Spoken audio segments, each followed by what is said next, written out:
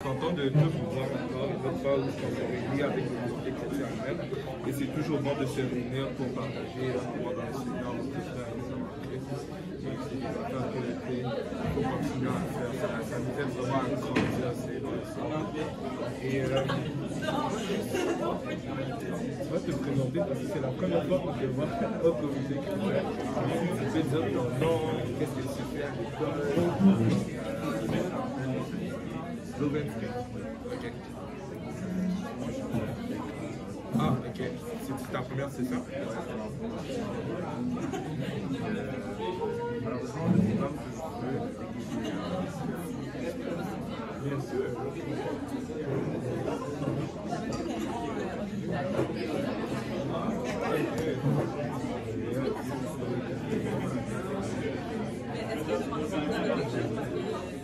Les vendredis. C'est le mercredi puis vendredi. On a mardi à ouais, mais ça c'est là. C'est pas ici.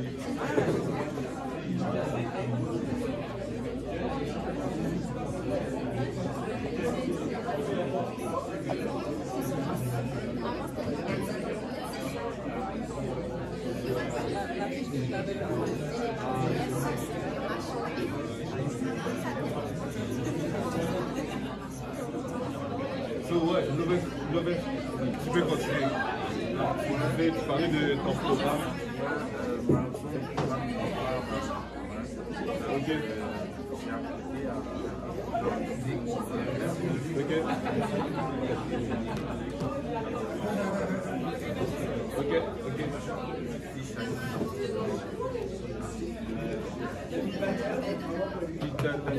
Ton programme, c'est quoi? Technique en génie électrique. Ok, quels sont les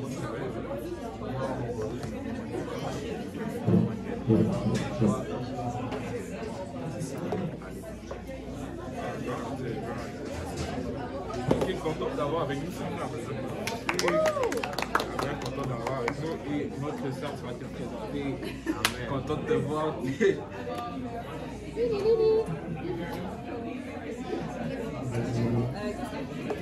Je vais juste te présenter.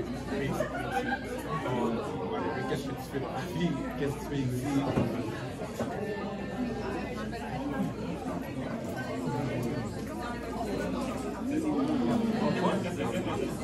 En musique?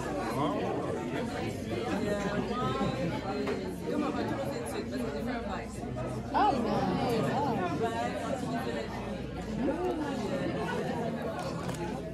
C'est pas ça, c'est donc c'est la musique qui m'appelle. Tu fais quel instrument?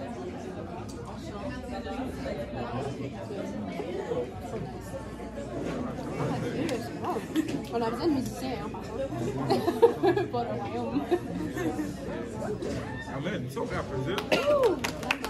Content de te voir, d'avoir avec nous aujourd'hui.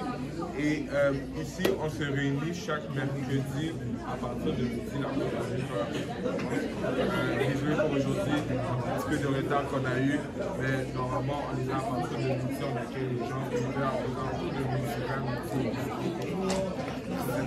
Et sinon, à part les mercredis, on est là les vendredis. Les vendredis, c'est plus un moment de louange, d'exhortation. C'est vraiment plus un moment entre sœurs. Il y a des frères aussi qui viennent, mais c'est vraiment plus considéré pour un moment entre sœurs, de partager un moment entre sœurs, de louer le Seigneur ensemble, puis de s'exhorter entre sœurs. C'est vraiment bon. Ça édifie plusieurs personnes qui sont sorties de là. Ils ont vraiment aimé. Si vous êtes disponible les vendredis, vous pouvez venir aussi, c'est bon les vendredis. Sinon, à part ça,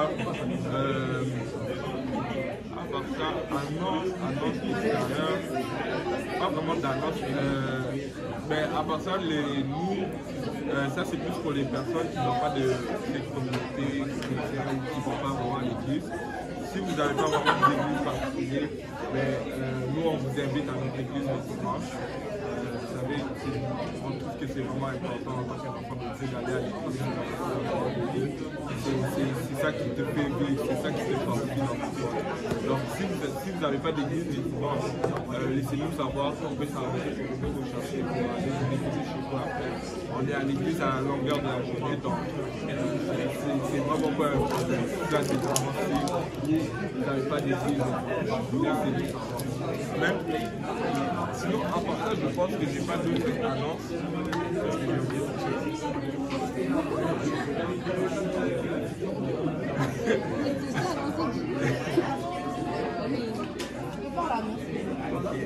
dans le fond, demain soir, moi, j'ai pas d'écoute et j'ai dit ok, juste il y a on fait des chiens, je crois que je dis que ça dias, on va manger. Et c'est vrai, si vous voulez venir, si jamais il y a des problèmes de sécurité avec les transports, on peut s'arranger à plusieurs moments. C'est ici à Téléphone, chez Pasteur Yannick. Vous êtes down,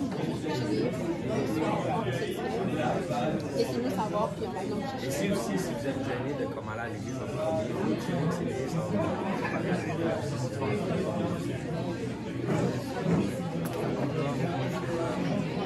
c'est ça, j'ai rien oublié.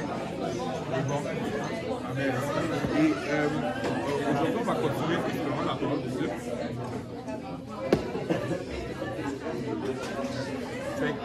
L'étude biblique qu'on fait, ça s'appelle justement la parole de Dieu. Dans le fond, on commence de Genèse, puis on s'en va jusqu'à Apocalypse. Et vraiment, à chaque passage de la Bible, chaque moment important, chaque événement qui marque, on essaie de cultiver vraiment les leçons que le Seigneur essaie de nous enseigner à travers. Et c'est vraiment une très bonne étude biblique. Moi, ça m'a vraiment, grâce à cette étude biblique, ça m'a vraiment changé. Puis c'est vraiment grâce à cette étude biblique-là que j'ai commencé vraiment à comprendre la Bible. Fait que c'est l'étude biblique qu'on fait. Là, on est rendu. Non, on est rendu à Genèse. On avait fini le pouvoir du choix. Qui se souvient un peu de notre dernière leçon? Qui peut donner? Ouais, quand on était en haut. Ouais, mais ceux qui étaient là. Ouais, qu'est-ce que tu fais?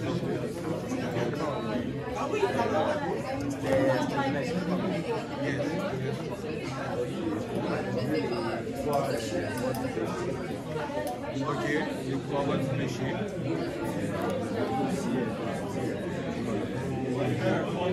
Le pouvoir du choix, oui.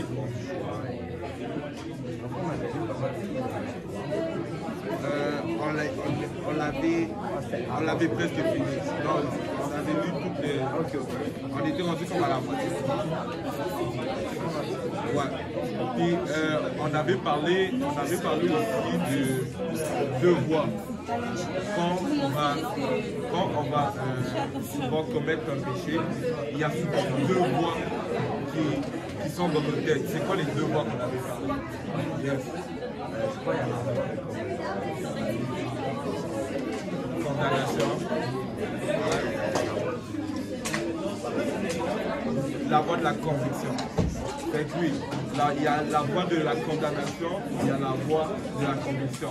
Fait qu'à chaque fois que tu vas commettre un péché, il y a toujours ces deux voies qui vont être en constante bataille dans ta tête.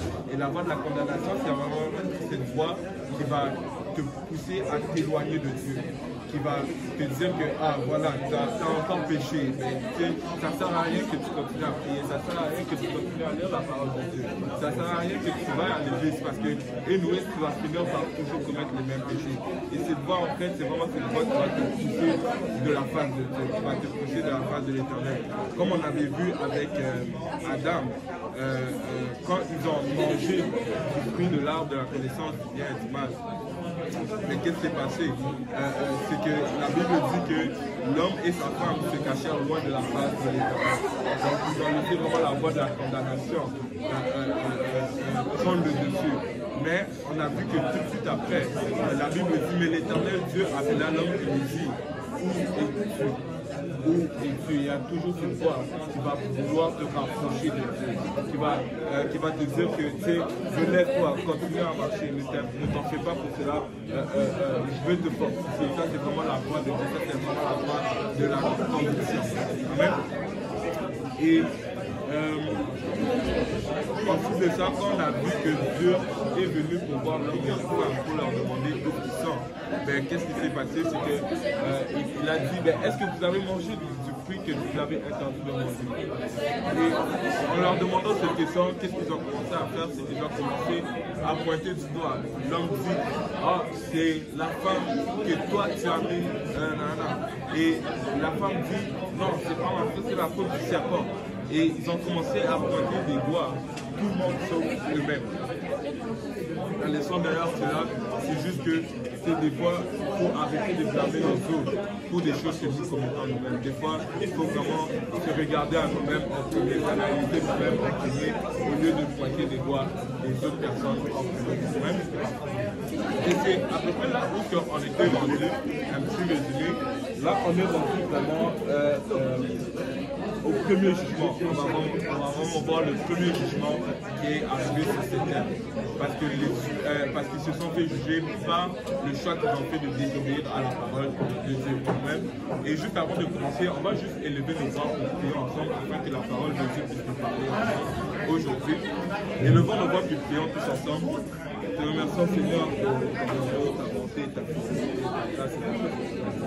Je te remercie Seigneur pour cette opportunité que tu nous donnes Seigneur de te réunir Seigneur à l'entour de ta parole Seigneur. Ta parole déclare là où que deux ou trois Seigneur sont pas se réunissent. Tu te trouves au milieu Seigneur. Père éternel, nous prions Seigneur afin que ta parole Seigneur Papa touche nos cœurs Seigneur. Que ta parole Seigneur Papa trouve une place Seigneur Papa dans nos cœurs Seigneur afin que nous puissions la prendre Seigneur grandement et que nous puissions la mettre en pratique Seigneur afin que ta parole nous change et que ta parole nous transforme. Je te remercie encore Seigneur pour tout ce que tu fais Seigneur. Moi Seigneur, on va apporter ta parole Seigneur, on va enseigner ta parole afin que je puisse parler directement d'elle pour ta parole. Merci encore Seigneur. C'est un nom que nous avons élevé une fois. Sans tous au nom de Jésus. Amen. Aujourd'hui, on va vraiment voir le premier jugement. Et c'est important de comprendre que on va tous être jugés en fait. Au retour de Dieu, quand le Seigneur va revenir, nous allons être jugés pour tous les choix que nous avons pris sur cette terre. Il va y avoir un jugement. Et vous savez, c'est quelque chose que des fois certains chrétiens oublient.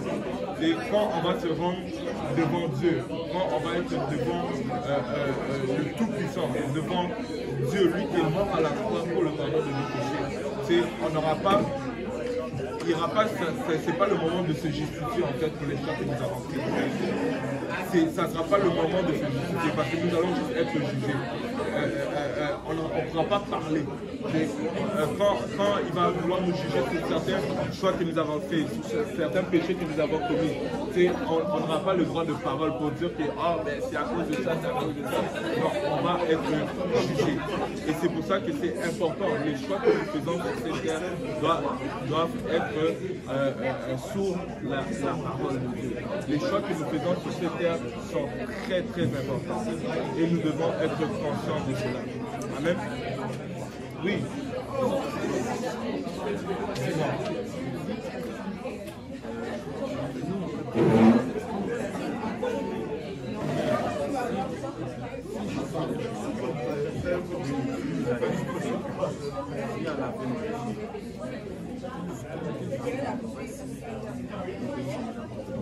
Si on a ne regarde pas nos péchés, ne regarde pas selon les fautes. Après ça, il nous jugera après. Bien. Ça, c'est une très très bonne question. Et en fait, tu touches un très bon point. Et ça, tu le vois souvent dans le livre, tu le vois en fait dans le livre de l'Apocalypse. Je ne pourrais pas trop te donner des détails sur cela. C'est un point que je pourrais te revenir avec plus de détails la prochaine fois. Mais je sais que ceux qui auront vécu pour Dieu sur cette terre, ceux qui auront été baptisés d'eau, et ceux qui auront reçu l'Esprit de Dieu, et ceux qui auront persévéré dans la foi, eux, ils auront un différent jugement. Ça ne sera pas le jugement comme tous les autres. Il y aura vraiment un différent jugement. Et c'est vraiment... je ne peux pas te donner trop de détails, je ne vais pas te dire n'importe quoi, mais il y aura un différent jugement pour ceux vraiment qui ont reçu le nom de Jésus-Christ. Parfois aussi, j'ai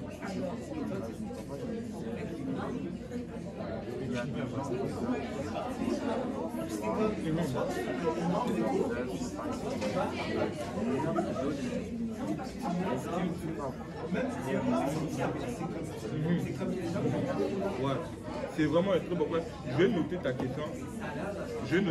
Puis je vais te revenir sur cela la prochaine fois. Comme ça, on va voir cela vraiment selon la parole de Dieu, selon comment qu'est-ce qu'il a dit. Parce que je vais pas te dire la parole.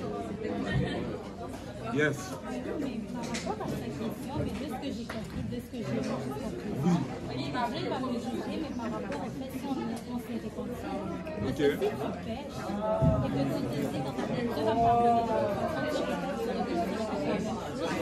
C'est sûr qu'il y a une répercussion qui sera différente. Et que tu fais des personnes qui pêchent, par exemple, qui se répandent de ce péché et une personne qui sait qu'il a déjà péché, mais qui continue en se disant Dieu s'est déjà donné le droit pour moi, pourquoi je devrais demander pardon, pourquoi je devrais abandonner ce péché. moi, genre, je revenais je connais pas le bassin, c'est une option de péché les fidèles. Moi, je crois à la repentance. À ça, je me dis que si, pas justement, mais nous tous, on confesse péché, les îles nous pardonnent. Pourquoi pour ça il y aurait un jugement si ces péchés-là sont soumis à la Ces péchés-là sont pardonnés, mais ils ont quand même été punis. Je pense que c'est vrai qu'on aurait pu juger devant Dieu. Parce que tu as demandé la repentance, oui, tu l'as fait, mais pour autant, ce n'est pas devant Dieu directement que tu as été jugé. Et comme je parle dans le sens que tu as demandé la repentance, tu t'es repenti, mais ce n'est pas Dieu lui-même qui t'a jugé comme de vive voix. Mais on s'entend que tu ne vois pas Dieu de vive voix. Parfois, ton cœur est si tu vis dans le péché, parfois, si tu as la conscience que si tu fais mal et tu vas à la repentance et tu crois que Dieu t'a repenti, tu le descends un peu. Et si tu dis la parole, et la parole dit ça. Et genre ça, il me dit que je vais dans ma vie, je vais après ça, il vrai, je pense que j'ai déjà lu la liste, mais là j'ai Oui, vas-y. dans le fond, il faudrait vraiment revenir à la base comme à l'Ancien Testament. Dans le fond, à l'Ancien Testament, les gens étaient pécheurs. Ils ne pouvaient pas être pardonnés. Donc, ils n'étaient pas pardonnés. C'est pour ça que je demande. Parce que les gens, à l'Ancien Testament, ils attendaient le jugement de Dieu, le nom de Christ de Jésus. Parce que les gens dans l'Ancien Testament ne pouvaient pas être pardonnés, ils étaient trop pécheurs. Et c'est pour ça que Dieu aussi a donné son Fils unique. Et qu'est-ce que dit, c'est pas tous les gens de l'Ancien Testament.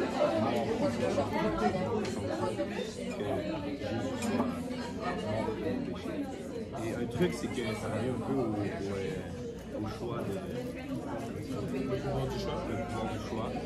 C'est que quand même que moi j'ai été baptisé personnellement et j'ai reçu le Saint-Esprit et le truc c'est que je pourrais du jour au lendemain décider de retourner dans mes voies du péché que j'étais avant. Et là je ne pourrais pas dire devant Dieu, tu as rien fait, tu ne peux pas te justifier devant Dieu. Donc tu ne peux pas dire devant Dieu, ouais mais Jésus est mort pour mes péchés. La Bible dit que ça avait été justifié par Jésus. Oui, complètement.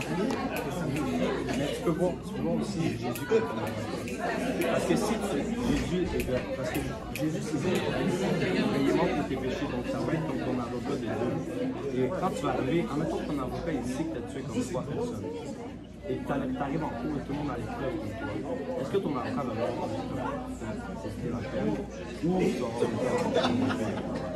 Parce que le truc, c'est que oui, il est mort pour tes péchés, oui, il t'a sauvé, mais c'était pas sauvé éternellement. Parce que n'importe qui est sauvé par le Saint-Esprit, le baptême et tout, il ne peut pas être sauvé s'il ne veut pas être sauvé. C'est un choix. Parce que tu peux te dire, ouais, j'ai été sauvé, comme, oui, je suis d'accord avec ça, on va dire, mais Dieu dans le fond, c'est le seul qui peut juger tout le monde. Donc, un truc comme un chrétien, c'est juste, si jamais tu crois que comme tu es sauvé, tu es sauvé, comme moi je me sens redevable à Dieu, ok? Et quand je m'aide, parce qu'on peut parler de ça avec ton frère, et après, c'est-à-dire que le salut, il est gratuit, bien qu'on ne le mérite pas. Genre, tu ne dois pas te dire que c'est parce que j'ai fait tant d'œuvres que ça veut dire que je me plus le salut que j'en ai et justement, moi quand je fais quelque chose pour le Seigneur, je ne le fais pas pour que les autres me reconnaissent. Je ne le fais pas pour ça, je le fais pour le Seigneur. Donc, quand tu dis les œuvres, c'est comme un peu tu dis les prophètes. Les prophètes, comme un peu les pharisiens, ils faisaient des choses pour être reconnus par le peuple. Mais quand tu es un enfant de Dieu qui est serviteur de Dieu, tu fais des choses pour faire reconnaître parce que c'est vrai, oui, que tu peux faire des œuvres qui sont plus importantes que d'autres. On va dire les clés. Quand je parle d'œuvres, je veux dire le fait que tu respectes les commandements. Oui, c'est sûr que Dieu va aider ça. Et il dit si tu m'aimes, si mes commandements, oui, mais genre, le salut, il est comme vraiment gratuit, vraiment pas grave. Parce que tu dois faire des sacrifices aussi Non, mais pour garder ce salut, parce que tu as le salut, oui, tu l'as, tu le reçois et tu l'as pour toujours. Mais le truc, c'est que Dieu, c'est le jugeur puissant qui est le plus puissant. Donc, si tu arrives devant lui, tu dis, j'ai reçu ton salut et j'ai été pardonné, et ok, j'ai pas suivi ta parole. non, mais là, c'est sûr.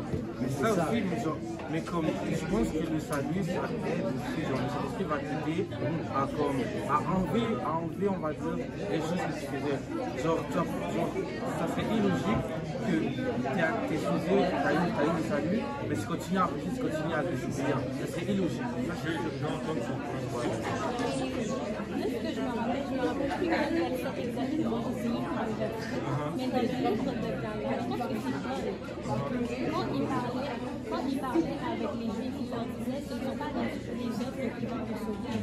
Comme il est évident qu'une personne qui va faire des choses dans le but d'être sauvée, sans se soucier forcément qu'il est la foi ou pas, si lui, il va donner, il donne au plus démuni, mais sa foi n'est pas là. Tout ce qu'il fait, c'est pour être sauvé. c'est sûr, c'est la foi. Il faut avoir la foi. Je me rappelle, si c'est dans Jean, Dieu a dit nul ne passe par le nul ne va au Père sans passer par moi. Ça veut dire que si tu as la foi en Jésus, c'est déjà sauvé. Et c'est sauvé si tu as la foi et que tu te repens. Il a aussi dit, de ce que tu as compris dans le cours de baptême, ce n'est pas le baptême qui te sauve, mais c'est le fait d'avoir la foi. Si tu te baptises dans l'eau, si tu rentres dans l'eau, tu te dis, je suis sauvé, je peux retourner à mes Dans mes témoignages que j'ai été baptisé d'eau, mais malgré tout, moi, je n'ai pas encore fait, je retourne que dans le c'est le fait qu'après, je suis revenu en Dieu, j'ai repris tout ça, j'ai repris la foi, et c'est en ayant la foi tous les jours que je pense. C'est là que je ne pense pas que Mais juste rajouter, quand tu as perdu la foi, est-ce que tu pensais que tu étais sauvé? non. C'est ça, je dis. C'est que même si tu avais pas baptême et que tu retombes dans le péché, tu n'as plus la foi. C'est là que il ne faut pas que tu te dises, je vais être sauvé. Comme si tu es un bon chrétien selon les commandements, selon ce que Dieu, la parole de Dieu dit dans la Bible. Là, c'est pas toi qui es considéré. Il faut toujours travailler plusieurs fois pour justement avoir le pardon. Parce que le pardon, c'est une chose que oui, tu as gratuitement, mais c'est comme un compte de l'argent. Si tu as un bien de $1 et que tu le gardes dans ton portefeuille jusqu'à ta mort, tu vas l'avoir dans ton portefeuille. Et si ce $20-là, tu décides de le dépenser sur des choses qui sont pas importantes, vas plus l'avoir. Mais c'est comme si le 20 $ était garanti que tu vas le récupérer à la fin. Donc si jamais tu gaspilles ton 20 $, Dieu va te donner ton 20 $. Si tu veux te reprendre ou que tu retournes dans la foi, mais c'est quand tu perds la foi, c'est là que, surtout le diable il va savoir que tu perds la foi, il va dire je veux le garder. Mais c'est ça qui est dangereux, c'est que c'est le diable qui dit qu'il faut que tu es sauvé, puis que c'est sûr que tu es sauvé. Le diable va dire ça pour eux, c'est sûr qu'il va les malins. Ça sera le dernier point, après on va continuer. Dans le fond, il y a quelques versets bibliques qui parlent un peu de chaque point qu'on a parlé. Déjà, le fait qu'on est sauvé par la grâce, nous pensons qu'on est sauvé par la grâce, par le moyen de la foi. Puis Éphésiens 2:8 nous dit, car c'est par la grâce que vous êtes sauvés, par le moyen de la foi, et cela ne vient pas de vous, c'est le don de Dieu. Donc c'est un don que Dieu donne. Ce n'est point par les œuvres, afin que personne ne se glorifie. Donc personne ne peut dire, moi j'ai été tellement bon, j'ai fait ça, donc c'est pour ça que je suis sauvé. Personne au monde entier peut dire ça. On est tous égaux devant Dieu. Ensuite, le verset 2:10 dit, car nous sommes sans ouvrage, ayant été créés en Jésus-Christ pour de bonnes œuvres que Dieu a préparées d'avance afin que nous les pratiquions. Donc, dans ces versets, on voit qu'on est sauvé par la grâce, par le moyen de la foi. Et ce n'est pas les œuvres qui nous sauvent. Mais la Bible nous dit clairement qu'on est sauvé pour de bonnes œuvres. On est sauvé pour faire des bonnes œuvres. Puis il y a aussi un autre verset qui nous dit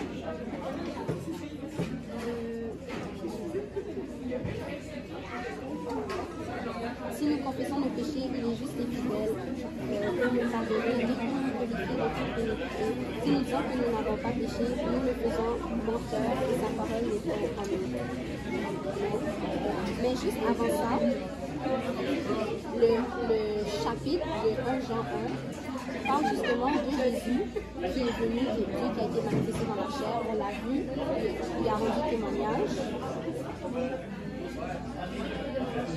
Puis ensuite, ça nous dit que Dieu est lumière et il n'y a point de ténèbres en nous. Puis ensuite, ça nous dit, si nous disons que nous sommes en communion avec lui et que nous marchons dans les ténèbres, nous mentons et nous ne pratiquons pas la vérité. Donc, Dieu ne veut pas, Dieu est saint. Il faut que ceux qui l'adorent à la la Bible nous dit que Dieu est saint, il faut que Dieu soit saint.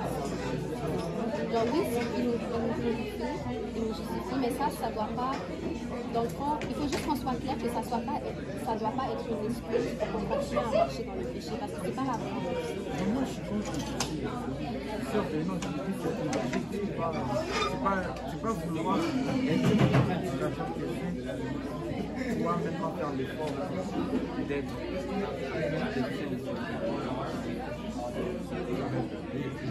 On va continuer, on va revenir sur cela, tantôt. C'est vraiment des très bons points que vous avez apportés. Mais comme moi j'aime faire, moi j'aime toujours me baser mes réponses sur la parole de Dieu. C'est pour ça que si on veut parler, comme la soeur qui est là à la fête, elle montre les versets. Ça doit toujours être la parole de Dieu qui back up tout ce qu'on dit. Et sur le jugement justement, on va revenir sur cela, je vais te donner plus de détails, on va voir cela au début du cours prochain. Puis le prochain étude biblique qu'on va faire, c'est par rapport au salut aussi. Le prochain étude biblique qu'on va faire, c'est par rapport au salut. Qu'est-ce qu'il faut faire pour être sauvé? C'est quoi la première étape? Est-ce qu'il faut juste accepter le Seigneur? Est-ce qu'il faut juste être baptisé? Est-ce que la foi est suffisante? On va vraiment voir cela par rapport au salut, le prochain étude biblique. Puis on veut vraiment que tout soit basé sur la parole de Dieu. Fait qu'il venez vraiment, et je pense que ça va vraiment éduquer tous et chacun d'entre nous. Amen. Ouais, poser des questions. On veut voir les versets. Ça va être bon. On va étudier la parole de Dieu. Je pense que c'est juste on va dire, celui qui parle, on va dire, le preacher, qui parle les autres spécialités différemment. Il faut que tout ce qui se fait, donc quand tu viens par ce point, il va être débarqué. Exactement. Et c'est ça qu'on va faire. C'est ça qu'on va faire pour le prochain. Mais là, on va juste avancer dans la leçon d'aujourd'hui pour voir le premier jugement. Donc, là, on était rendu au verset 14, où ce que, le jugement de Dieu vraiment tombe. Et on va voir 4 jugements aujourd'hui que l'Éternel a envoyés. On va lire tous chacun un verset. Fait que toi, tu vas commencer avec le verset 14 et on va continuer comme ça, tous chacun un verset.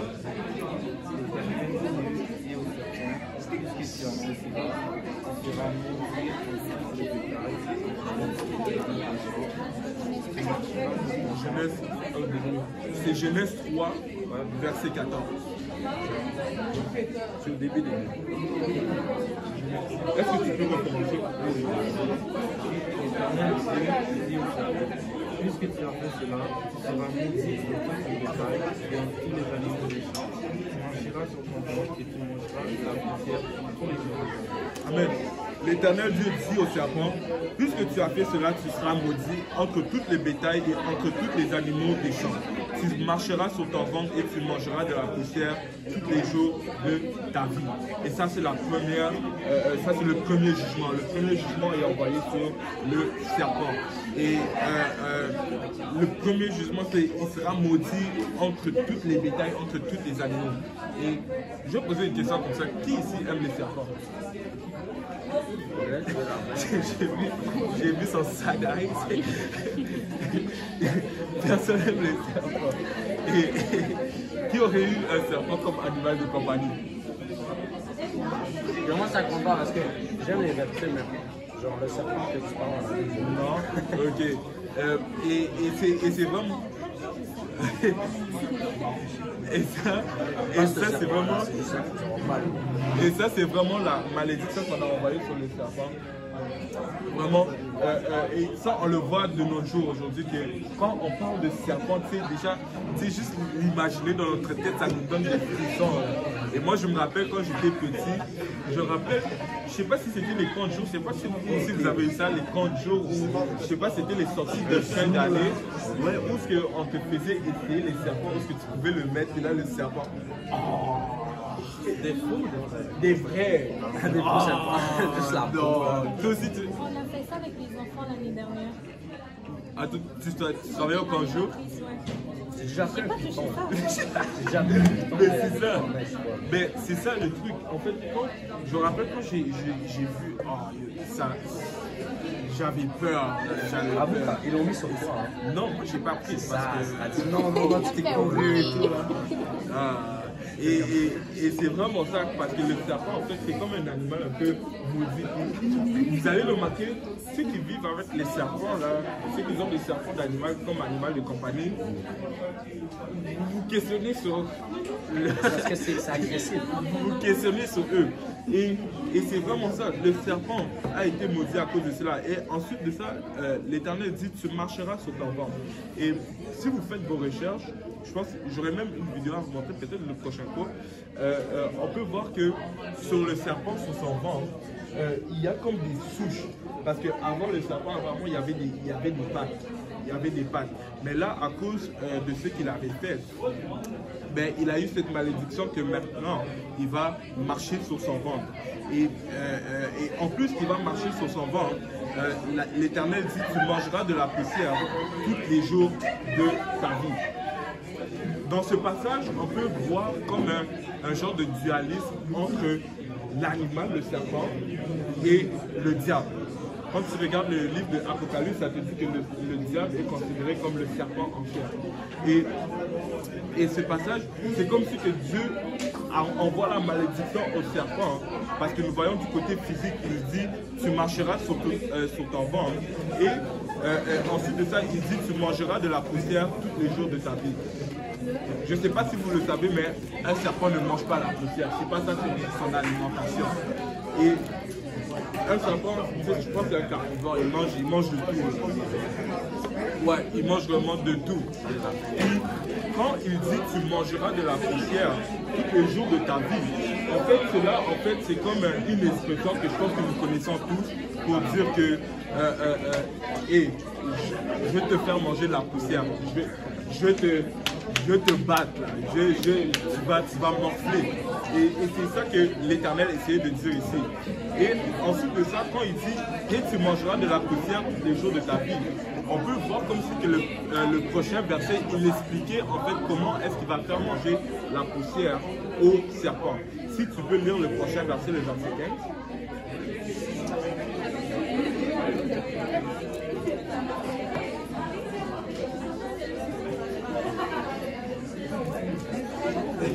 Je mettrai inimitié entre toi et la femme, entre ta postérité et sa postérité. Celle-ci t'écrasera la tête et tu lui blesseras le talon.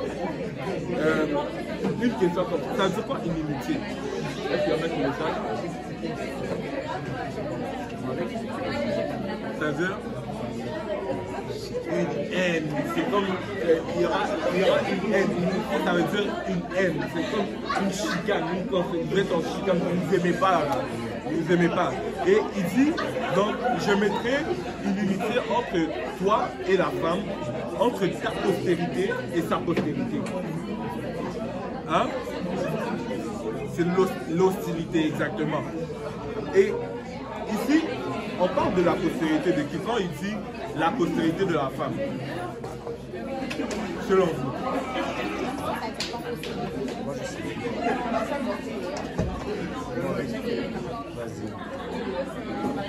Génération future, ok. Et la postérité, vous pensez que ça parle de qui quand il dit la postérité du serpent? Selon vous? Ça veut dire quoi? Mais c'est qui la postérité de la femme? Mais ça parle de ses descendants. Ses descendants. Ok. Ok. C'est des bons points que vous avez apportés. Et quand vous regardez en fait la définition du mot postérité, même si vous changez de version, je pense que c'est la version Darby, à la place du mot postérité, il va être écrit le mot semence. Et quand tu regardes en fait, biologiquement, je ne sais pas si je peux dire ça comme ça, mais biologiquement, une femme ne peut pas avoir de postérité. Une femme n'est pas capable d'avoir de postérité. Une femme, c'est pour procréer un enfant, c'est l'homme qui apporte la semence. C'est à partir de l'homme que nous avons une postérité. La femme, elle, c'est l'œuf. La femme, c'est l'ovule, puis c'est l'œuf qui crée la postérité, mais c'est l'homme qui apporte la semence. Et quand tu regardes à travers de toute l'histoire de l'humanité, il y a juste une seule personne qui est née de la postérité de la femme. Et selon vous, c'est qui? Jésus-Christ. Parce que Jésus-Christ n'a pas eu besoin de la semence de l'homme pour naître dans ce monde. Et vraiment, ici, quand il parlait de la postérité du serpent, c'est vraiment le diable et toute son armée. Et ici, quand il dit postérité de la femme, c'est vraiment, ça parle de Jésus-Christ. Et ça, cette malédiction-là, c'était comme un peu une prophétie qui prophétisait sur la venue déjà de Jésus-Christ. Il dit, je mettrai une inimitié entre toi et la femme, entre ta postérité et sa postérité. Celle-ci t'écrasera la tête et tu lui blesseras le talon. Et ça c'est vraiment une prophétie sur la victoire que Jésus-Christ allait avoir sur le diable. Parce que, je rappelle, parce que quand le Seigneur Jésus-Christ est mort justement à la croix, le diable pensait avoir eu la victoire à ce moment-là. Le diable pensait avoir eu la victoire totale à ce moment-là. Mais quelques jours après,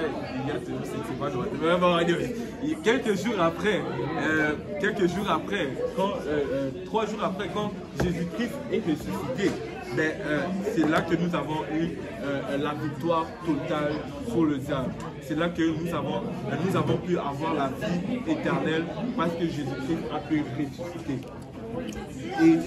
Et ça, c'était vraiment la prophétie que nous voyons depuis le livre de Genèse, que Jésus-Christ allait écraser la tête du diable et que le diable allait juste blesser le talon du Seigneur. Et si on continue un peu, verset 7.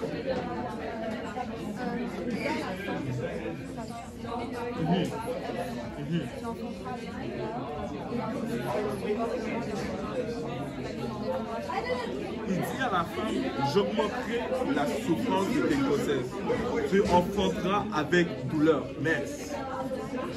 Mais tes désirs se porteront vers ton mari. Que les sœurs disent Amen.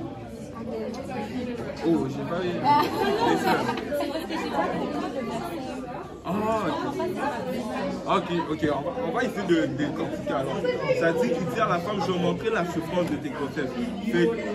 Je suppose que si, non, on va juste décortiquer petit à petit.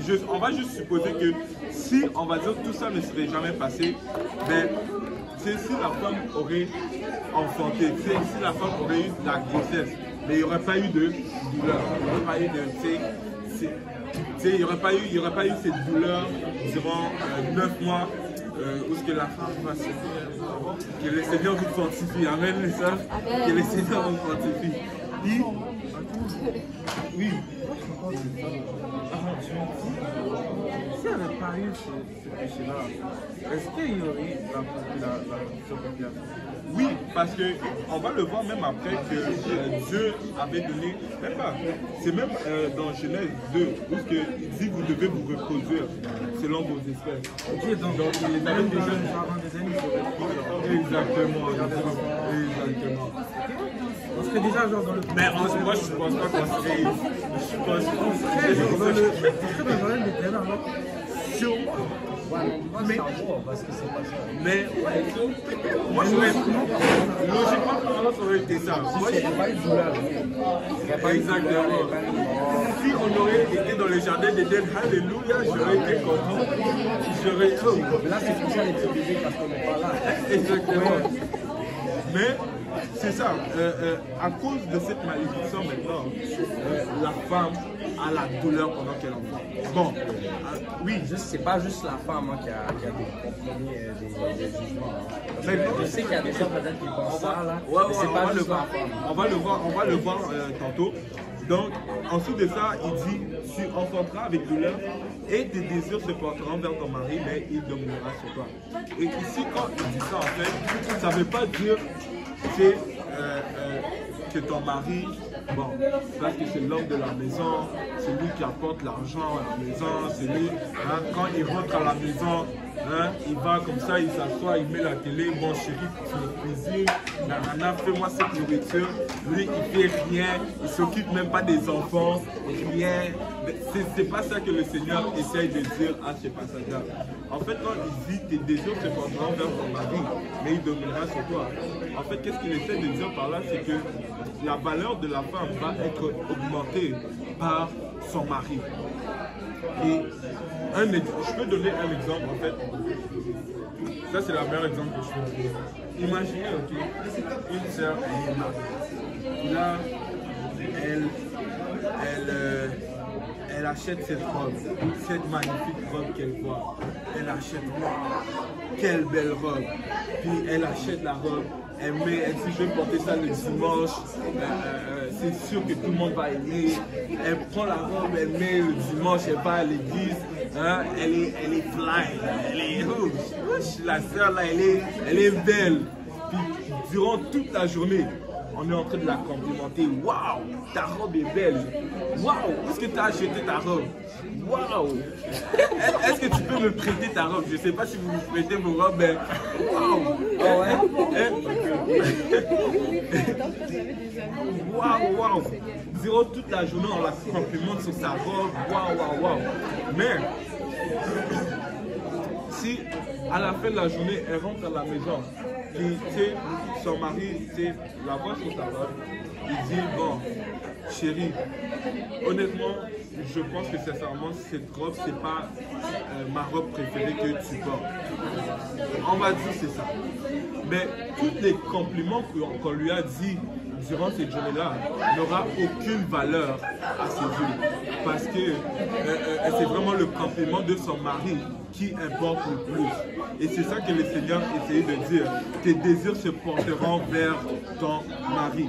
Et c'est pour ça que c'est pour ça que c'est important, les frères.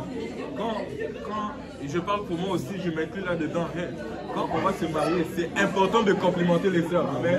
C'est important de montrer l'amour, de dire je t'aime, de dire chérie, tu es belle. C'est important, amen. Parce que c'est vraiment par cela que la femme se sent valorisée, amen. Et il dit, et tes désirs se porteront vers ton mari, mais il demandera son corps. Si on peut continuer le verset 17, mais c'est juste un verset sur l'arbre. Ah non, on va continuer. Alors, puisque tu as écouté la voix de ta femme et que tu as mangé de l'arbre au sujet duquel je t'avais donné cet ordre, tu n'en mangeras point. Le sol sera maudit à cause de toi. C'est à force de peine que tu en tireras ta nourriture tous les jours de ta vie. Verset 18, prochain. Genèse chapitre 3, verset 18.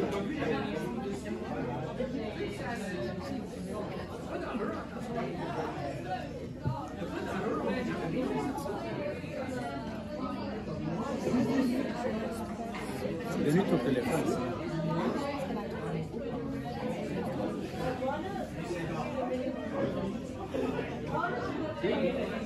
Alors, puisque tu as écouté la voix de ta femme et que tu as mangé de verset 18.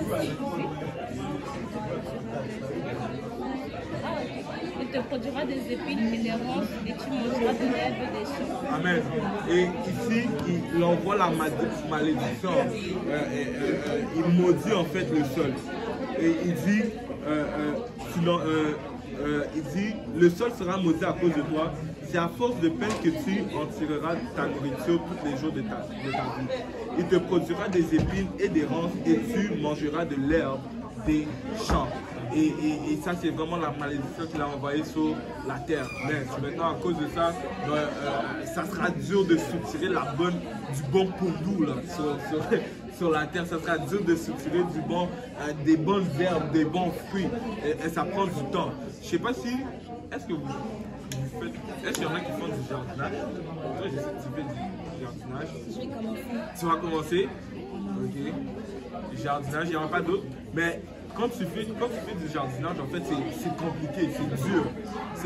Moi, au début, je pensais que c'était quelque chose de facile. Hein, mais c'est compliqué, c'est extrêmement dur. Et ça, c'est vraiment à cause de la malédiction que le Seigneur a envoyée. Et tu vas voir que souvent, c'est facile pour que les mauvaises herbes poussent et c'est plus dur pour que les bonnes choses, les bonnes herbes restent. Et ça, c'est vraiment à cause de cela, à cause que le Seigneur a vraiment maudit la terre. Et si on peut continuer le verset 19.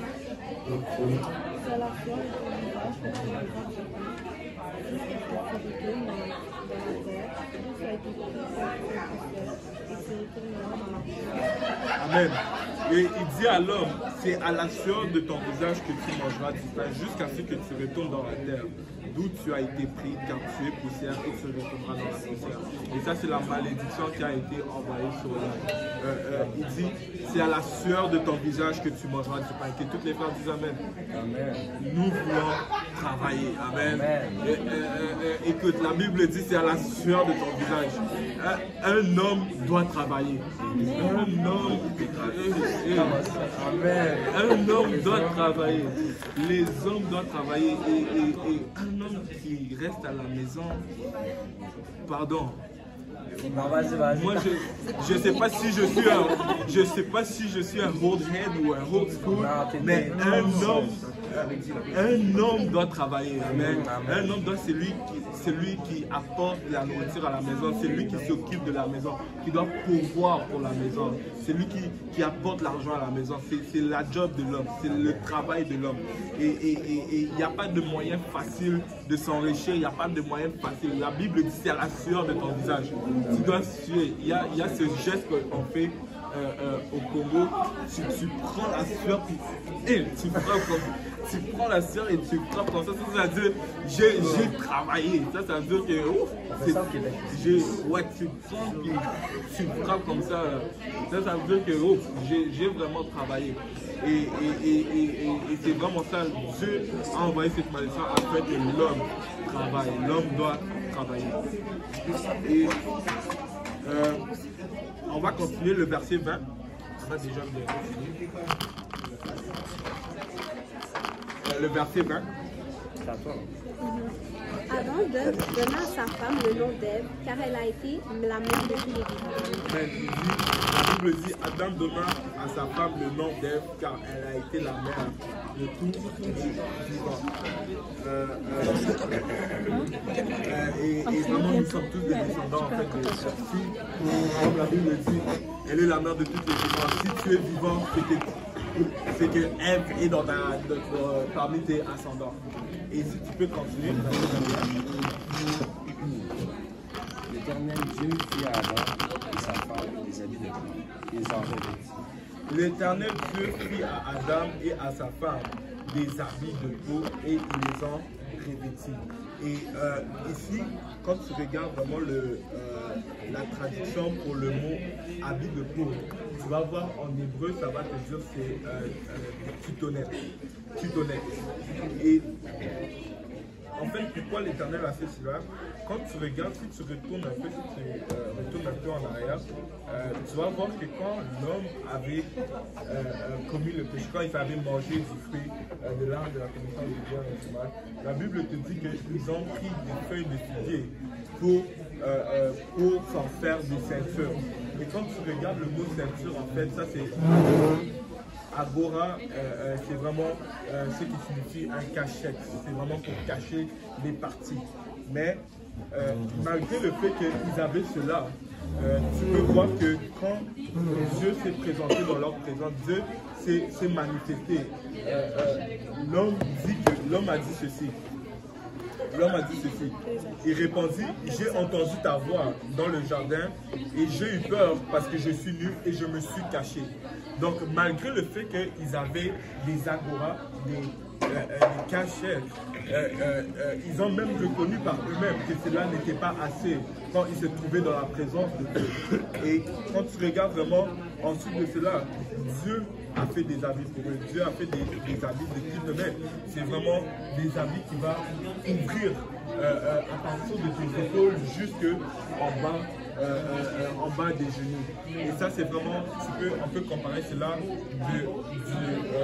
des standards de l'homme sur l'habillement et le standard de Dieu sur l'habillement. Parce que le standard de l'homme, ce qui va souvent arriver, c'est que l'homme va toujours vouloir se montrer, moins se couvrir. Mais quand tu regardes le standard de Dieu, Dieu veut toujours qu'on se couvre. Dieu désire et prend plaisir quand dans ton habillement tu es couvert.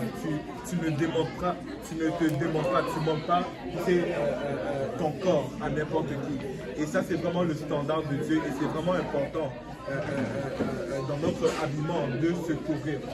C'est très important de se couvrir dans notre habillement. Et ensuite de ça, il dit, il les en revêtit. Le verset 22, l'Éternel Dieu dit, voici l'homme est devenu comme l'un de nous pour la connaissance du bien et du mal. Empêchons-le maintenant d'avancer sa main et de prendre de l'arbre de la vie, d'en manger et de vivre éternellement.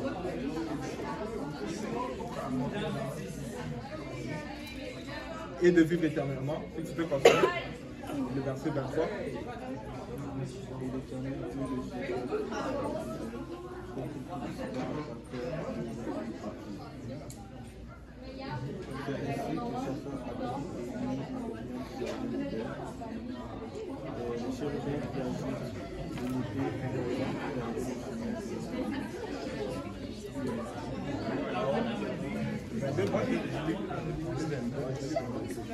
Et ça dit, c'est ainsi qu'il chassa Adam et il le mit à l'orient du jardin d'Éden. Les chérubins qui agitent une épée flamboyante pour garder le chemin de l'arbre. Et ça, c'est vraiment à la sortie de l'homme du jardin.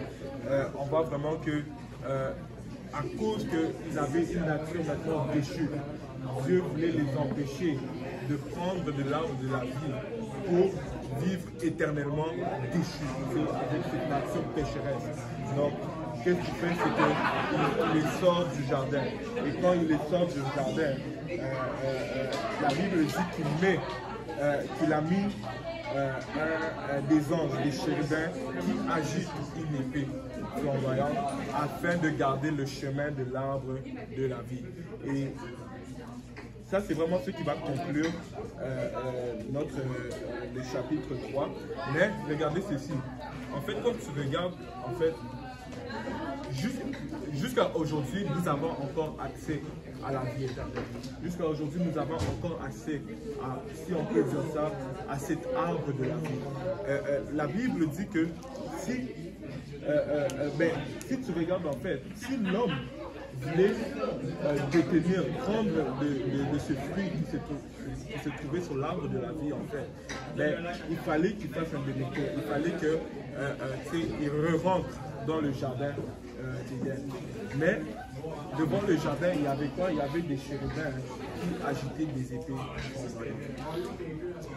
Et ben, s'il voulait avoir accès à cette vie, à l'arbre de la vie, ben, il fallait qu'il se fasse trancher par les chérubins, il fallait qu'il se fasse trancher par l'épée flamboyante. Et c'est pas pour rien que la Bible déclare que la parole de Dieu est comme une épée aussi, à double tranchant. On peut le lire, Hébreux chapitre 4.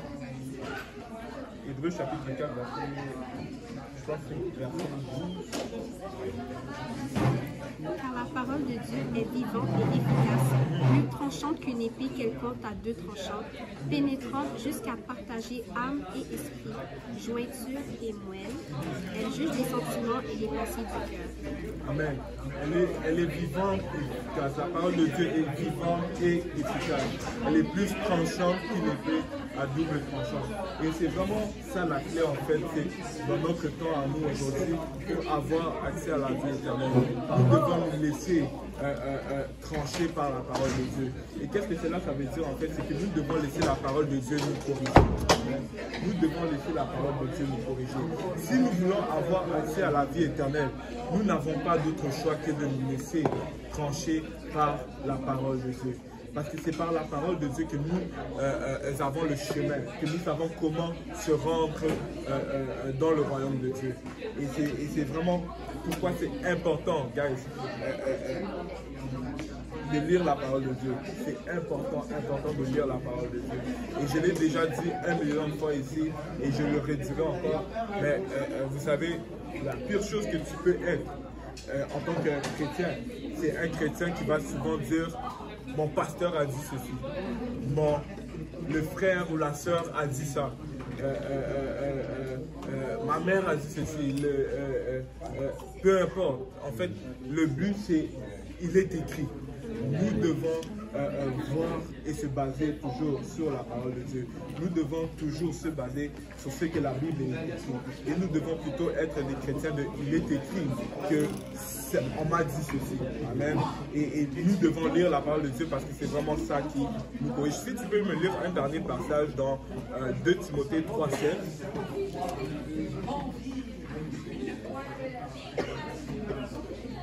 Toute écriture est inspirée de Dieu et utile pour enseigner, pour convaincre, pour corriger, pour instruire dans la justice. Toute écriture de la parole est inspirée de Dieu pour convaincre, pour enseigner et pour corriger, pour instruire dans la justice. Et c'est pour ça que nous avons la parole de Dieu. La parole de Dieu est là pour nous convaincre, elle est là pour nous enseigner, mais elle est là aussi pour nous corriger. Et je sais que des fois ça peut faire mal, tu sais, quand le prédicateur va prêcher sur quelque chose que tu vis présentement, ou quelque chose que tu es en train de te battre présentement, peut-être que ça soit un péché, ou peut-être que ça soit une attitude, ou peut-être que ça soit quelque chose physique, ou ouais, peu importe ce que c'est, mais la parole de Dieu est toujours là pour nous corriger. Amen. La parole de Dieu est là pour nous corriger et nous devons vraiment la laisser nous corriger afin d'avoir la vie éternelle. Amen. Le verset juste après dit, mais tout ça, afin que l'homme de Dieu soit accompli et propre à toute bonne œuvre. Ça me fait penser à la petite conversation qu'on a eue tantôt. Ça passe par la parole de Dieu. Et c'est vraiment pour cela que nous avons la parole de Dieu, comme elle a dit le verset qui le dit. pour faire toute bonne œuvre. Amen. C'est très, très important de lire la parole de Dieu. Aussi, juste un autre point, ça me fait penser, tantôt on parlait du jugement, mais la Bible nous parle du fait qu'on sera jugé par la parole de Dieu. On va être jugé par la parole de Dieu. Donc ça, c'est juste Ça dit ça où? un petit précis. C'est souvent. C'est pas vers la fin, là. C'est souvent dans les livres de Révélation. Ouais, Apocalypse, je C'est même une description dedans. C'est vraiment dans Apocalypse que ça parle de vraiment. La description te parle de Ben ouais. la tête de chèvre. Dans Comme ça, Jean ça 12, passe sur le gars, là, il 48, dit. ça dit, dans Jean 12, 48, ça dit, celui qui me rejette et qui ne reçoit pas mes paroles à son juge, la parole que j'ai annoncée, c'est elle qui le jugera au dernier jour. Et ça, c'est Jésus qui dit ça. Ouais. Jean combien?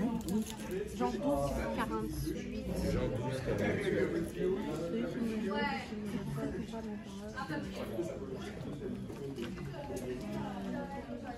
Oui, bon cours.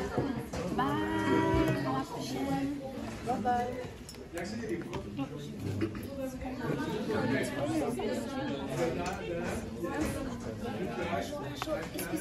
Excusez, avant de partir, est-ce que c'est possible d'écrire on va juste prendre les présences.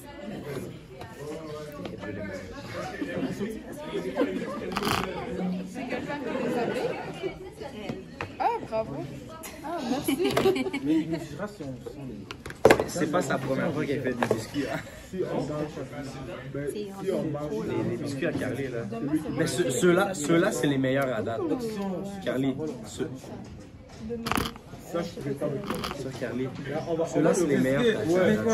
Non, mais c'est Parce qu'avant, il était trop sucré. En fait, je pense que j'ai même Il était trop sucré, mais ceux-là, mais c'est juste que vu que ça fait longtemps, je T'as veux combien de vraiment pas sessions en te dire. musique? Je veux vraiment pas Ta te dire première, n'importe puis quoi, comment tu là, fais ça? tu vois. Ouais. Ouais, c'est ça. Mais oui, c'est sûr que next, Il faut vraiment que tu aimes le chant et tout pour on va retourner trouver au les cégep. passages, on va discuter. Mais moi, j'ai une question.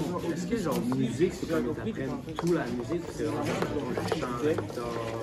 Ils t'apprennent les choses que tu veux. C'est aussi qui dit, on va te juger, on va te dire, like, Non, c'est ça. comme quelqu'un qui l'a répété.